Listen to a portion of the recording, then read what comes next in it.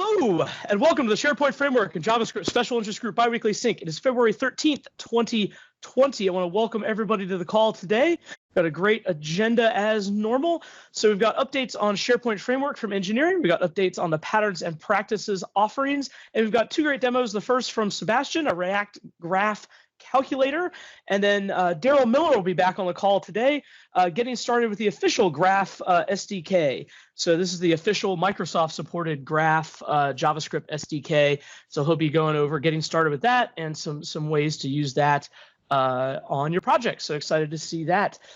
As we get going here, we always have folks asking, how can they get involved? How can they do more on these calls? How can they get more involved in patterns and practices? Well, let me tell you. So one of the best ways to get involved is to demo on these calls. So either this call or the other calls. We love your demos. If you'd like to demo, please just reach out to myself or Vesa.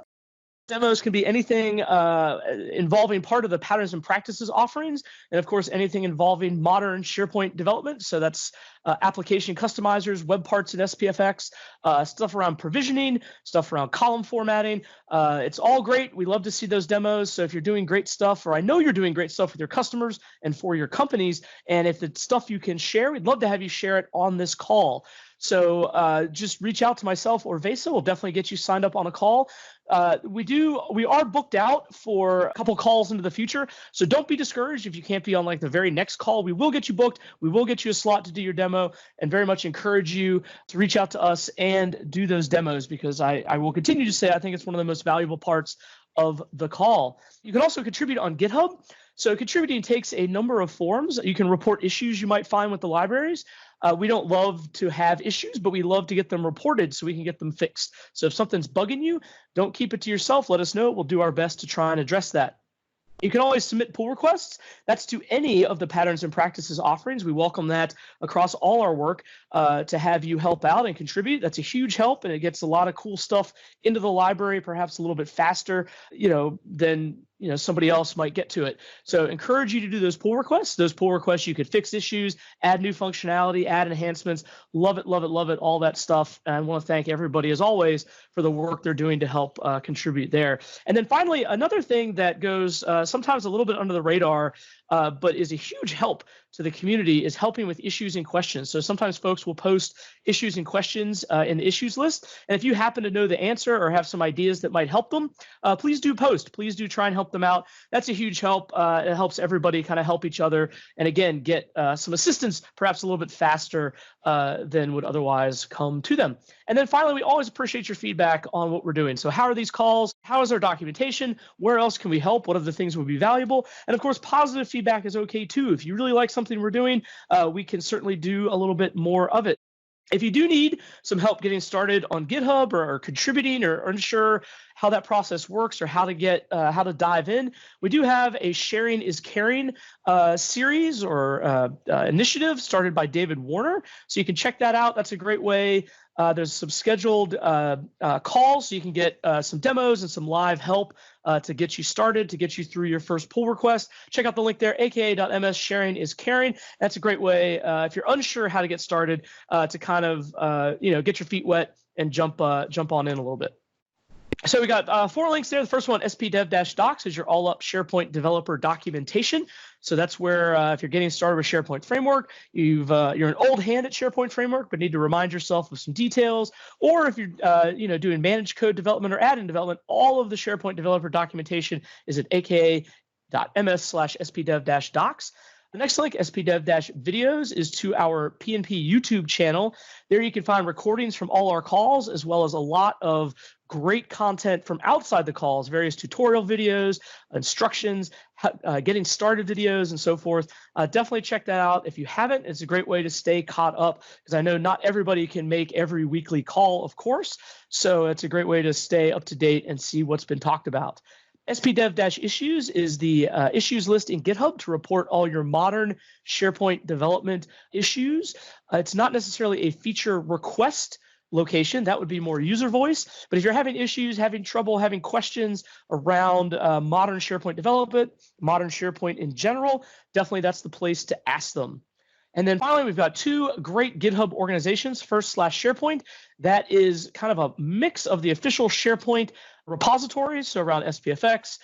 You'll find the issues list there. That spdev-issues list is located in there, as well as some other stuff, a lot of great resources, and some of the patterns and practices stuff is mixed in there as well. And then github.com/PnP is our patterns and practices organization, where you'll find PnP.js, the Yeoman generator, the reusable controls, CLI, and then some other resources as well. So certainly check all of those things out.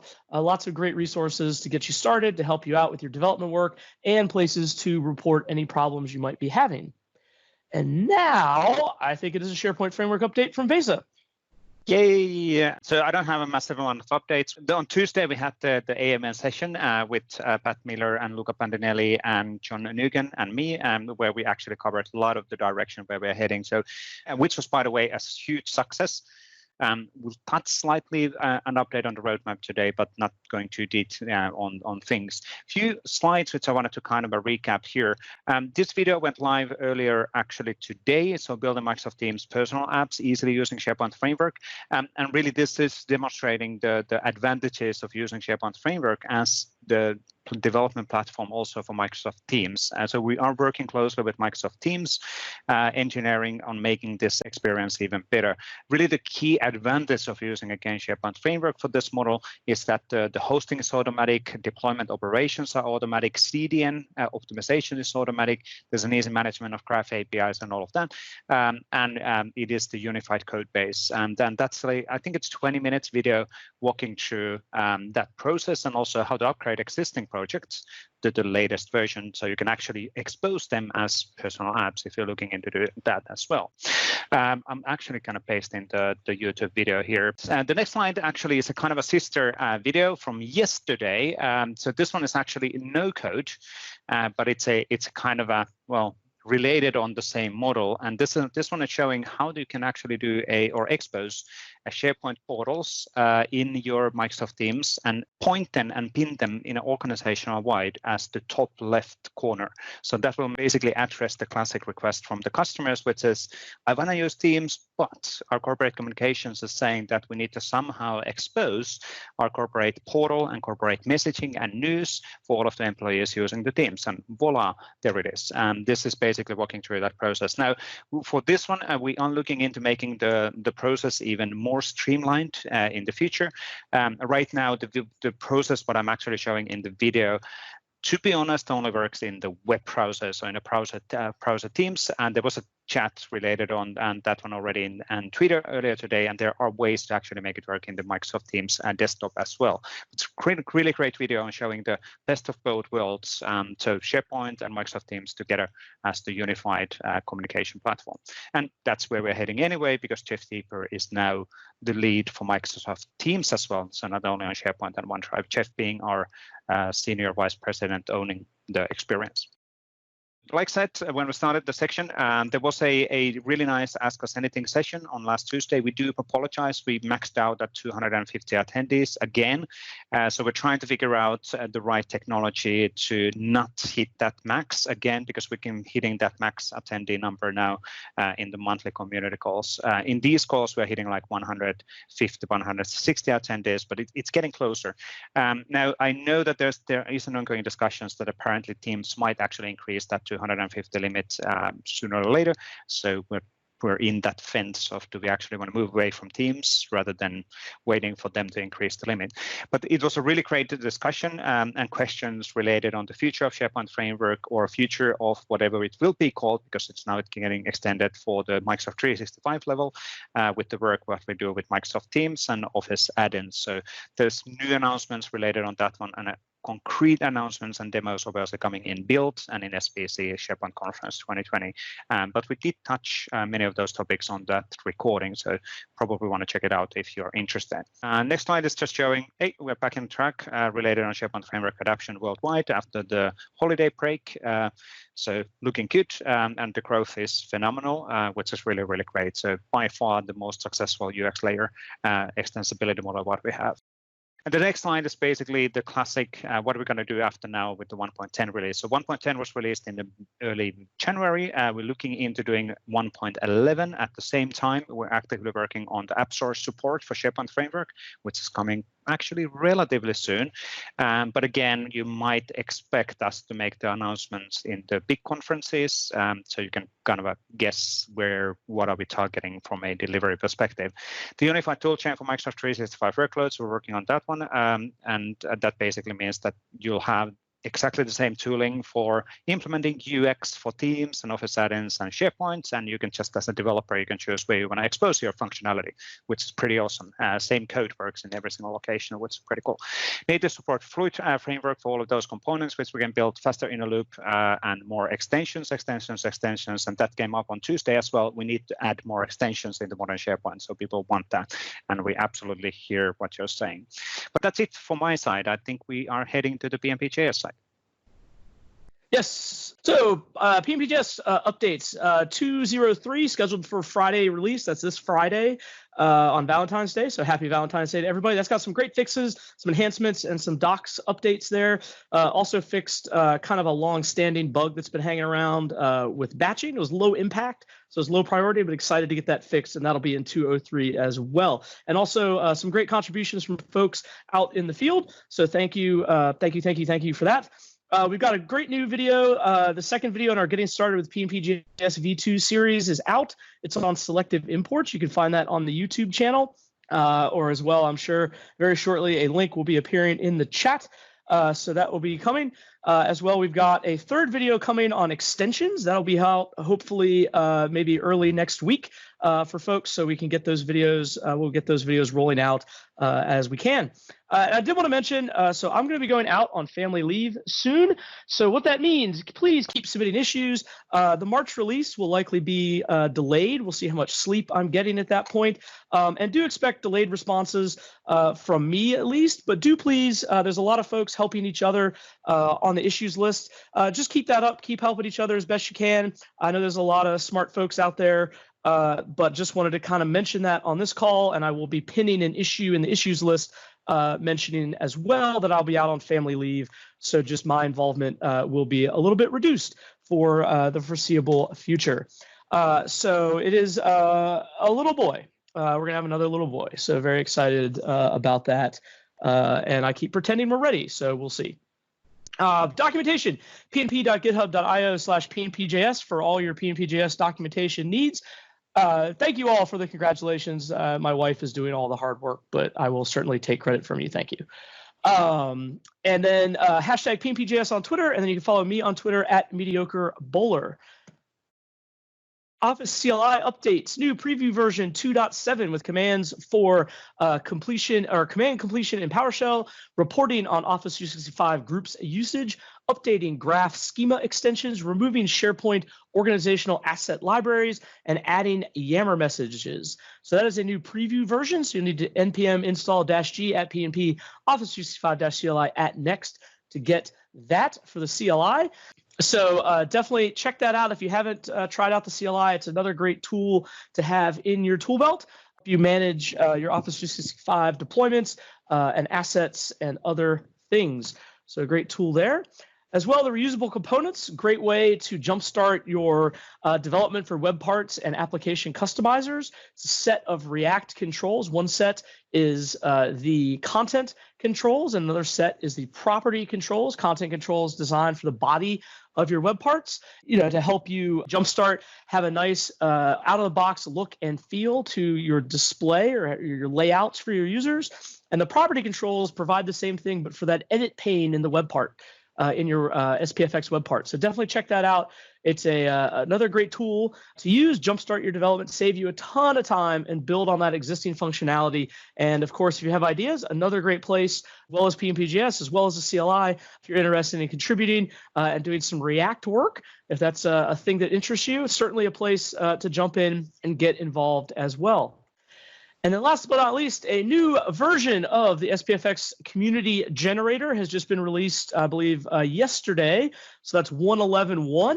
It includes PnP.js 2.02, Vue.js for SharePoint Online only, scaffolding improvements, and some minor bug fixes. So great release there, some nice updates to the community generator. So certainly encourage you to check that out.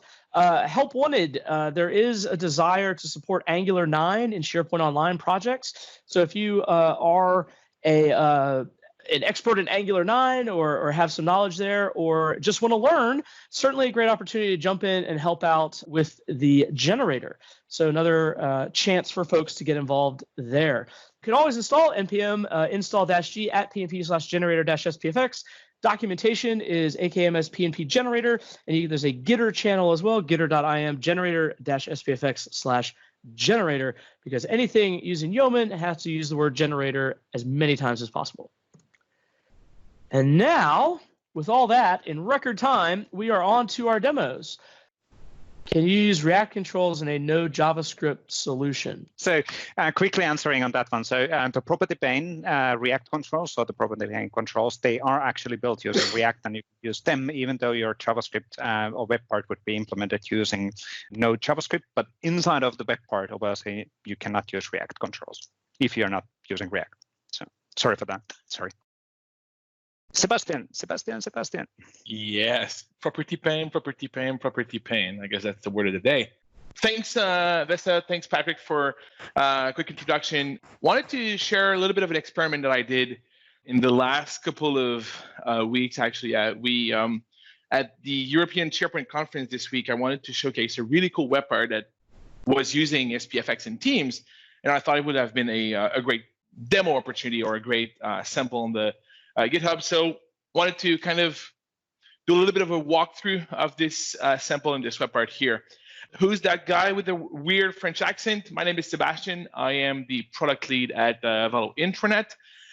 Been an MVP for the last 5 years now, mainly focusing on the client side aspect of Office 365. So SharePoint Framework, and then before that, anything JavaScript. And I wanted to literally go through really, really quickly a couple of slides, and then afterwards jump directly straight into the code. I don't want to bore you with slides today. You all want to see code. So I wanted to do just a quick introduction of why this is really cool. First of all, Teams development or SharePoint Framework web parts development within Teams has been available since SPFx 1.8. And this has, for me, literally changed the way I see a SharePoint Framework solution. It's not just a piece that you put on a page in SharePoint anymore. You can put that piece literally anywhere in your productivity suite, from SharePoint to Office add-ins now to even Microsoft Teams. So it's really, really powerful. The cool thing is that it's the same tooling. You don't have to relearn anything. And since SPFx 1.10, we've been able to even use it as a personal tabs. And this is where the game is totally changing for me. And I'm going to show you all those examples later today. First, how do you make that happen?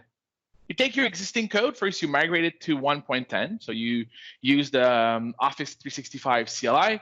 You migrate your code to SPFx 1.10. And in your JSON, in your web part manifest, you just add that you want to also have it as a Teams tab or as a Teams personal tab. And this is where all the magic happens, actually. Everything will automatically be inferred from these supported hosts. So let's go and see what does it mean from a code perspective. So if I'm going to my graph calendar here, so this sample I'm currently showing, and I'm going to zoom in a little bit so you can see something. This sample is available as part of the SPDev framework web part sample. So it's called the React Graph Calendar, and all the instructions are right in here. So to come back to this later, but first, here we are saying that it is going to be supported as a SharePoint web part, as a Teams tab, and as a Teams personal app. This will make available this web part in those different areas that you might want to use it. So what it means that I can add this web part to a SharePoint page, to a Teams tab within a team, and to a personal tab or a personal app within your Teams client. So if we go and see what's the result of this, let me go here to, and I'm going to do this. I'm going to do project Las Vegas, which is my thing here. And I'm going to go to pages. And in the pages, I'm going to go to events. So in here, as you can see, I have a web part automatically loaded as part of the SPFx. I actually have it here. It's already loading from a local build of this web part. So it's all here. I'm just going to remove that. And here you can see I can go edit this page. I can add another version of that web part. So if I do graph calendar, I see the graph calendar from here. So it's really available as part of the surface right from here. What is great here is this could also be, it's not there yet, but that could be modified to loop into or hook into the calendar that lives on a communication site. So if you want to push it a little bit further and want to start with this starting point, one of the biggest missing feature of communication sites today are definitely the fact that there's no calendar view of the events list. And with this approach, you could really build something really cool. But here we have the February 2020. If I go back from 1 month to the other, I'm going to see other values. I can click here, and now I see, let me just go here. Now I see the actual information about the event. This one we see it's at 8 a.m., and then we see the time and everything. So that is a great scenario, but as we know, people are using Microsoft Teams more and more and more. So why don't we bring this actual calendar directly inside Microsoft Teams? And that's exactly what we can see here. So now I am in my Microsoft Teams team. I am in the general channel where I added the graph calendar, which is available as part of this here. So I can actually hit graph calendar. Automatically, I don't want to post to the channel. I'm going to hit save. I'm going to have a second graph calendar with that small parenthesis here. And here I say I want to be able to load 303 items at a time. And now automatically it's there. The best thing about it, it's exactly the same code that runs on both the SharePoint Online and the Teams things. And we're going to come back to the actual details around the code. What's new in SharePoint Framework 1.10 is the ability to take this exact same component, but to bring it to the personal level. So here we're at the team level. It needs to be part of this here. And this is cool, but sometimes you might want to have an app that is more persistent, that is always available as part of your Teams environment. And that's exactly what personal tabs are about. So if I go here and I go to the graph calendar here, this is an app that was deployed directly from our app catalog in SharePoint Framework. So the SharePoint Online app catalog, we synced the app to Teams, and now it's available. Because we said that it was possible to use it as a personal app, now it is also available as a personal app right here. Depending on where we're at, actually I can pin it now. So that's a new feature of Microsoft Teams. So from now on, this graph calendar will always stick around. So if I go back to my Teams, as you can see, that graph calendar is always there. So I can just click on that and boom, we're back to the exact same UI. What is interesting, I don't know if you noticed, but it's not the same data. When I'm in a team, I actually hook up to the calendar that is attached to the current team.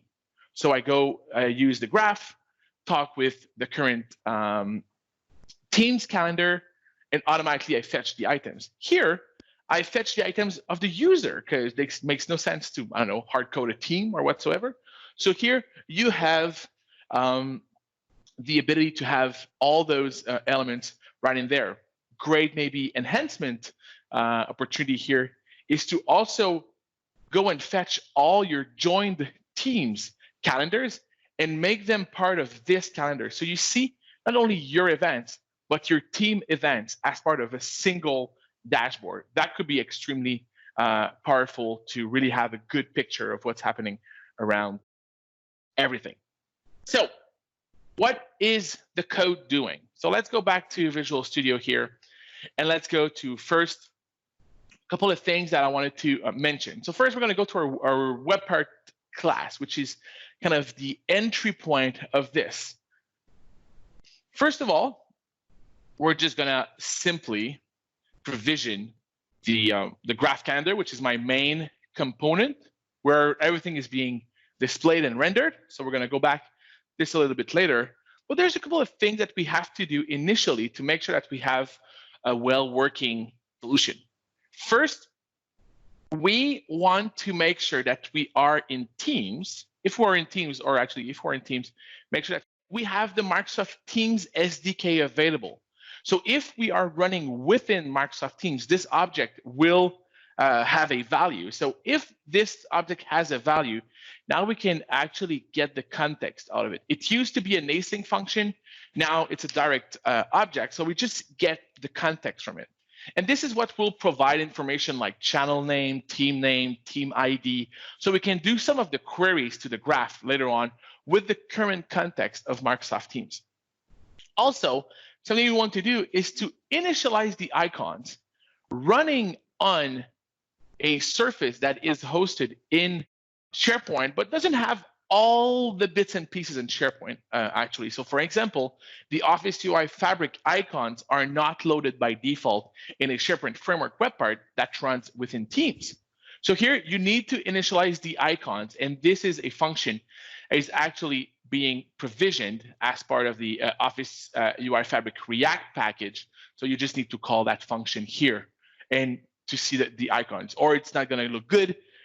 You won't have a great experience if you're using the Office UI Fabric styles in your component. So this is kind of the only thing that happens on the web part side of things. But now, if you want to go to a little bit more stuff, what you're going to realize is that we are using this here.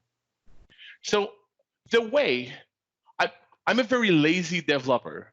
As I'm not coding as much as I used to, I don't have time to build amazing calendar components. The Office UI Fabric does not provide a calendar component either. So I had to go and find a nice calendar component that is open source and that we can use to build those. So what I did, I used the full calendar.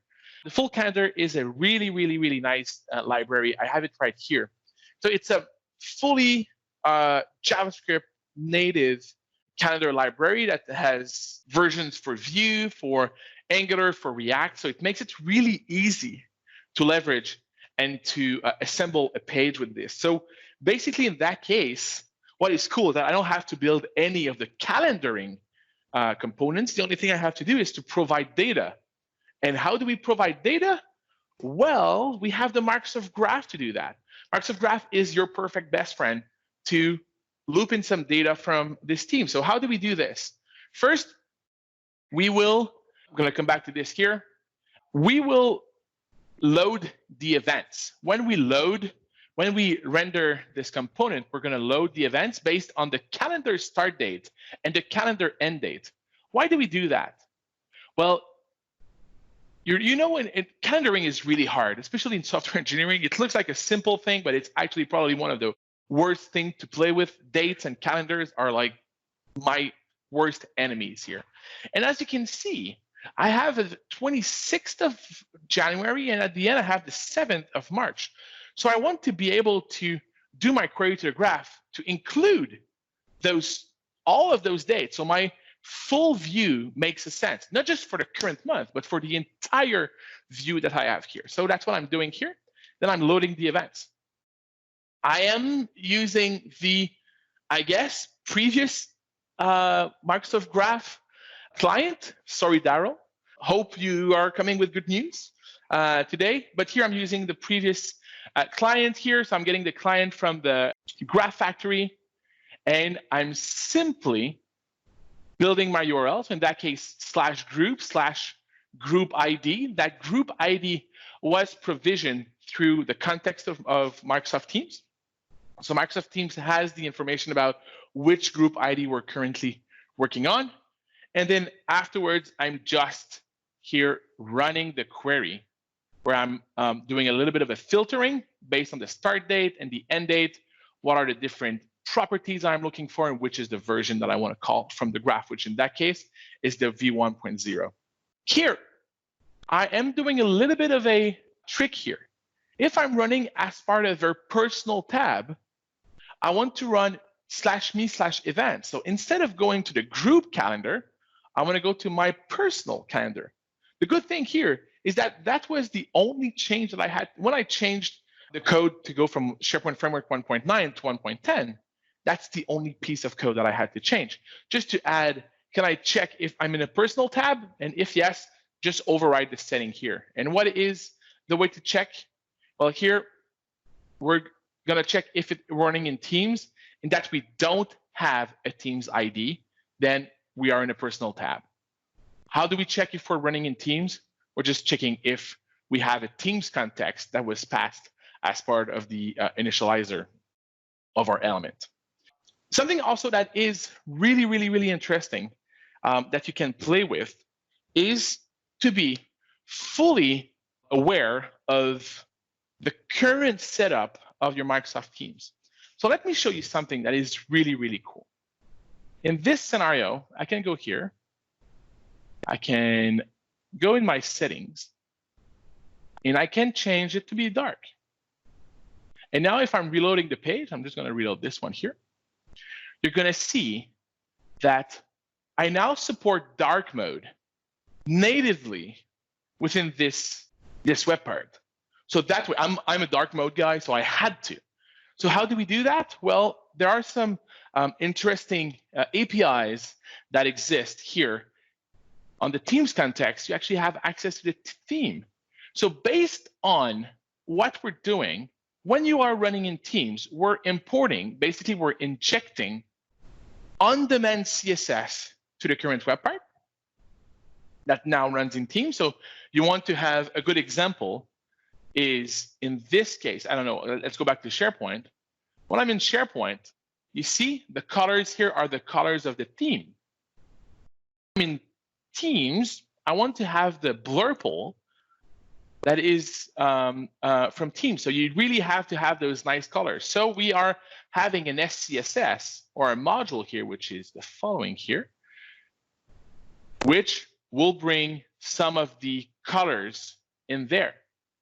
Really, really, really simple CSS, really not that much, but at least we were able to do that. Same thing with dark. If we are running in a dark mode, then add this piece. In that case here, it's really simple. We're just using the F, so we're using the foreground color becomes white instead of gray, and this one, the today becomes this here. So at least when you're running inside Teams with a very, very small amount of code, you can really detect if you're in a dark mode or if you're not in a dark mode, and then apply it to your entire element in there. So that was what I wanted to showcase today. Well, actually, the last thing I wanted to show is how easy it is to work with full calendar. As you can see here, full calendar is actually just that. It just manages everything. It manages the events that were loaded initially through the Microsoft Graph. It manages the height, manages what happens on dates. When we resize, we can even make it fully responsive. So when I do that here, like it responsive-ish, let's go with responsive-ish, like it's actually pretty good. And finally, a couple of elements here. And then I'm also using some of the Office UI Fabric components, in that case, the panel, that when I'm here and I want to see the information here, it just pops up as a panel from the right where I see the data here. Here I could have an edit button. I could have more details to really make it more functional calendar item. So that makes it really, really powerful in a very, very, very low number of lines of code, where I have like not even like 300 lines of code for my entire component that does fully work on the Microsoft Graph. So just before I hand it out to Darrel in that case, I wanted to come up with a couple of tips and tricks for you guys, and which is the following here. Just as a reminder, first, you can always understand the Teams context. That's the way that you know if you're running in Teams. The second thing, importing themes based on if you're in Teams or if you're in a dark mode of Teams, really useful when you're building cross-platform solutions. There's an interesting framework that is available, which is called the Fluent UI framework, which used to be called Stardust, which could be an interesting UI framework approach. The Stardust is what is being used within Microsoft Teams. So if you want to look into it, Microsoft Stardust GitHub. There you go. It's now called Fluent UI React, actually. And yeah, so sorry, Sebastian, I'll jump on that one. So what we're doing is that we are basically gradually combining the classic Office UI Fabric, React, and then the Stardust, and they're basically now merged. Rather than having a competing set of libraries, exactly, we have one set of libraries across the Microsoft 365. And that's great because it means that basically based on your use case, you'll be able to go right or left, and then you have like really, really cool stuff that you're going to feel that are familiar to how you're actually building Microsoft, or you see Microsoft Teams. The cool thing is the chat messages. I think this is really, really cool. But yeah, so you can literally use the Fluent UI for this. Huge request for you guys: don't just use the web version of Microsoft Teams. Everything will work, and then you're going to go to the client, and it won't. So please always test with the real thing. It makes everything way, way, way better. And if you want to make it just Teams enabled, you can always hide from the toolbox. So if you just want to use SPFx to build a nice Teams app, you can hide your web part from the toolbox. So in the end, it's going to make it a full Teams app with your own tool chain or toolkit, and it's going to make it way easier. So that's what I wanted to share today. I cannot see the chat, so I won't be able to answer the questions, but I'm going to try to figure out a way to get back to the chat in a couple of minutes. So do see that. Thanks. Great. Thank you, Sebastian. Awesome demo. Great to see that. And I think, Darrel, you are on the call. And if you're ready to take over and present, you are up. How ready I am remains to be seen. Okay, I'm going to share my screen. So, no slides, a few pages, and some demo code. And I'm going to start out with a few caveats here. So this is one of those few calls where I'm on the call, and I'm happy that I can say I am a program manager on the Microsoft Graph developer experience team. I am not wearing my developer hat today because, as you will quickly learn, my experience in JavaScript is spectacularly thin. I'm also going to say my experience and understanding of both SharePoint FX and SharePoint are also spectacularly weak.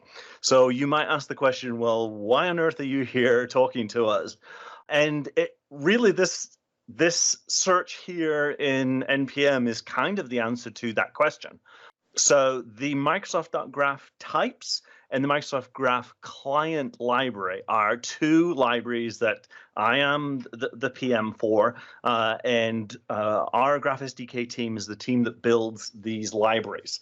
You'll also notice some other items on here, like we updated this 6 months ago. Now, I'm sure you're much more familiar with the PnP.js things, which was updated 21 days ago. There's a whole lot more love in the community for the PnP.js library. And yet, just because of the way things happened and historically, we have this Graph client that our Microsoft team own. And if you were on the call from a few weeks ago, I talked about the work that we were looking into doing with regards to trying to develop a Fluent API and auto-generated in the same way that we do for other libraries, and how we were looking to try and find a way of doing that generation so it can also work with the PnP.js. So one of the reasons that I'm here and kind of showing you what we're doing in the Microsoft Graph client is largely to learn from your community and to understand how we can improve and how we can stop duplicating effort. Because I hate the fact that we have a situation where we're doing the same things. It's the same as what Vesa was just talking about, the Stardust and the Fluent thing. It makes no sense to do two different things and then have developers have to make decisions as to which one do I have to use. So I want to get more involved in this community to understand what your needs are, to try and understand more about the problems that you're trying to solve so that we can make sure that we can learn from PnP.js and we can do things that are closer there, and maybe hopefully vice versa. Some of the things that we build will be valuable to the SharePoint community also. So I mentioned these two libraries that we have. And I don't have access to the chat. So if people are going to be asking questions, I'm not going to be able to see them. So feel free, anybody, to come off mic and yell at me with questions as we go along. So there's two libraries, and I'll explain the difference between the two of them. The Microsoft Graph Client is a JavaScript library, and as Sébastien mentioned, which he hurtfully called the old library, but I understand it has been around for a little while.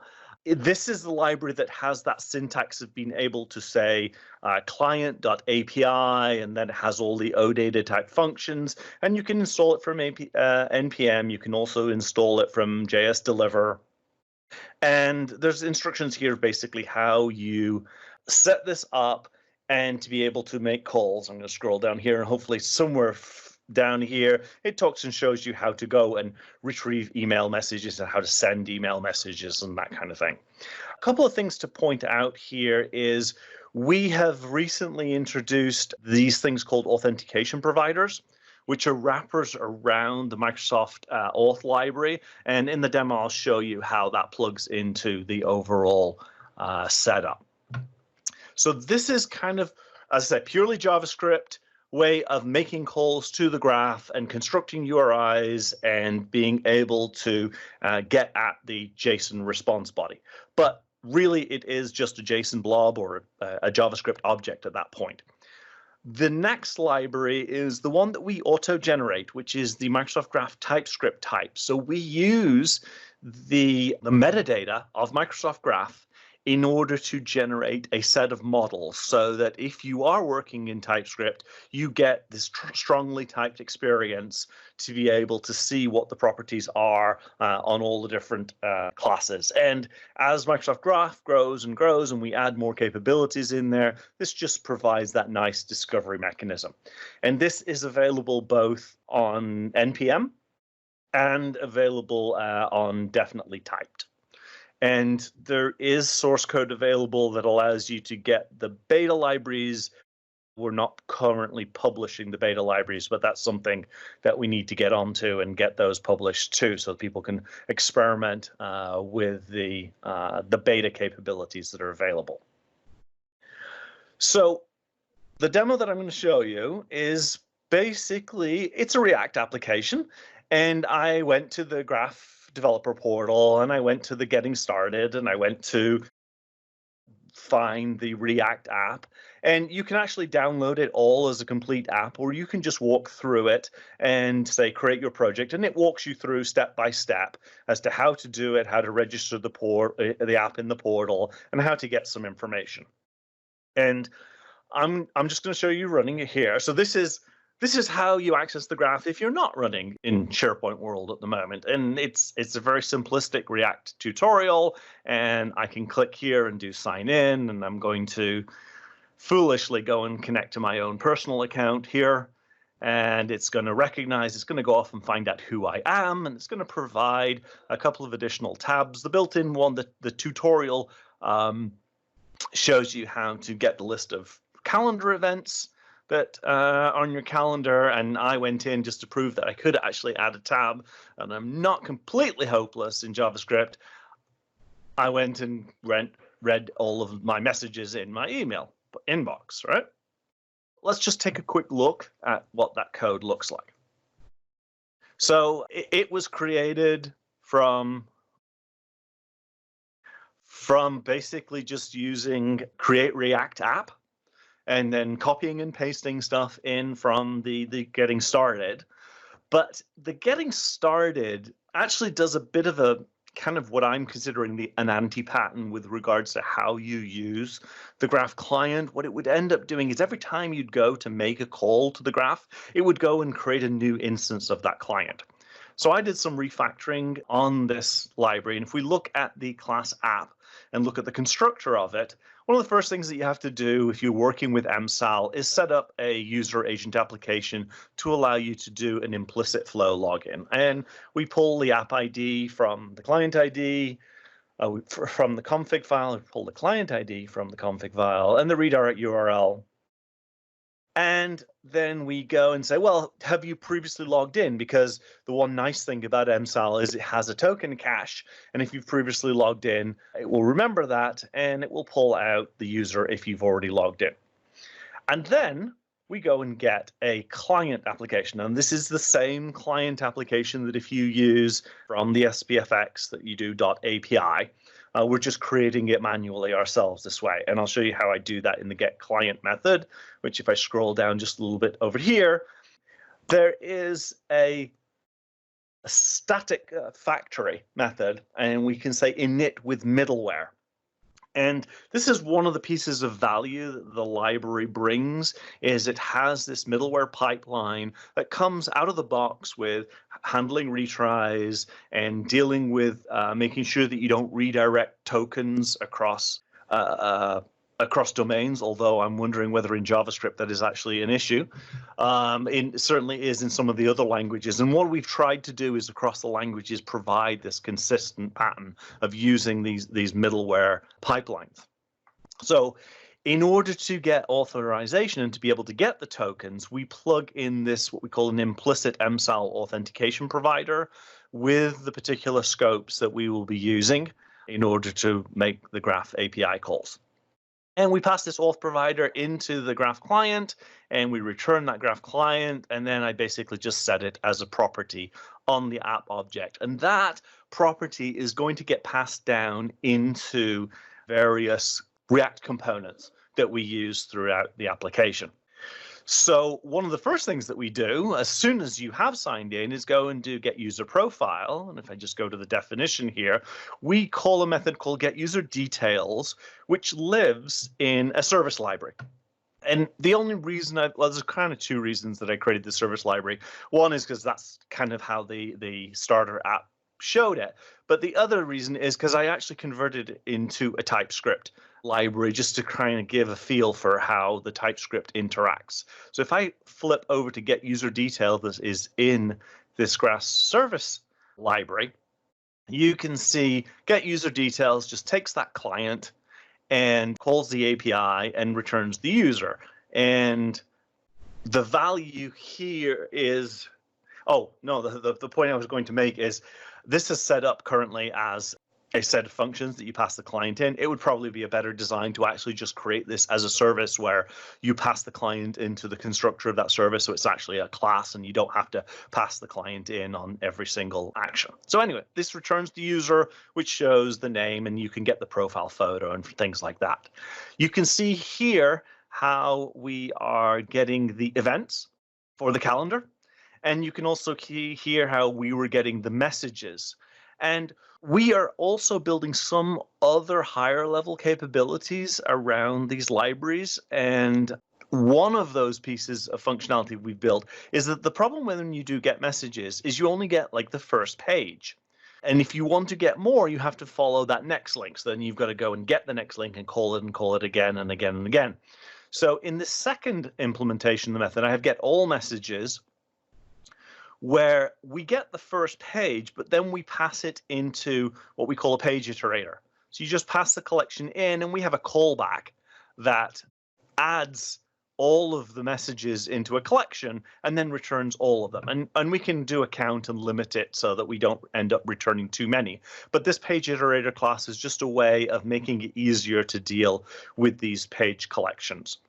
There are a few other classes that we've started to build in order to deal with these higher level scenarios where you actually, instead of just making one call, you want to make multiple calls in to achieve a higher level goal.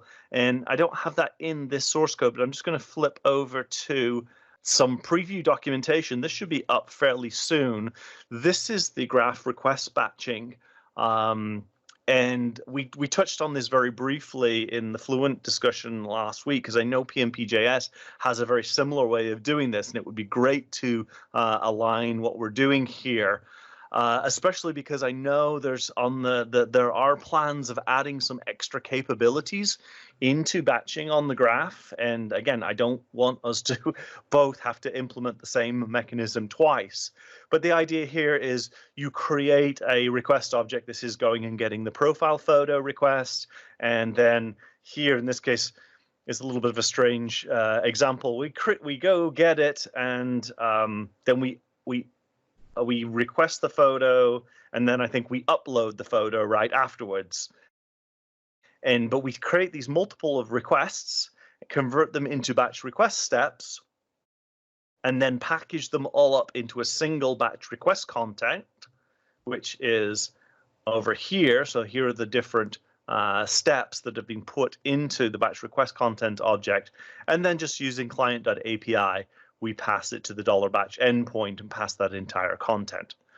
So this is just a wrapper around making it easier to do batch calls. And the one last example I'll show is the large file upload mechanism. And this is a task that has been built, and we've made this available for both OneDrive and SharePoint, and also now you can upload large mail attachments. So you create a task object, and you pass it in just the standard Graph client, the file that you're interested in, and some options that basically say how big you want those slices to be that you're sending over the wire. And it will take care of taking that file, slicing it up into smaller chunks, and then sending the file one by one. And if you get a failure at some point in the way, you can then resume that upload partway along. So this is another piece of functionality that layers some capabilities on top. So that was really all I wanted to show, is just a case of if you want to understand how that Graph client works outside of the SharePoint world and outside of SPFx, this is how you can go and play around with it. And we certainly are looking for feedback. We want to know what about it won't work well for the in the SharePoint world, what stuff we can incorporate and help moving forward with regards to consolidating our efforts between PnP.js and the Graph client. So hopefully that gives you a little bit of perspective of what you're doing, and hopefully everybody's on board about the fact that we don't want to write all of this code multiple times. And with that, I will hand it back to you, Patrick. Fantastic. Thanks, Darrel, for showing that. And thank you, Sébastien. Give me 1 second to get my screen shared back there. Great demos on two exciting topics there. So the calendar demo, and then seeing what's happening with the Graph JavaScript SDK is very exciting as well, to see the development that's happening there and the plans. Excited to see how that develops. So moving out, we don't quite have time for Q&A. But our next meeting will be 2 weeks, so February 27th, 2020. That will likely be my last meeting for a little bit. So hope folks can make that. Our next general dev SIG meeting will be next Thursday, February 20th. In the meantime, I hope to see everybody on Twitter and in GitHub helping us out. And thanks to everybody. Have a great rest of your week. Learn, reuse, and share, and we will talk soon. Thanks all. Bye.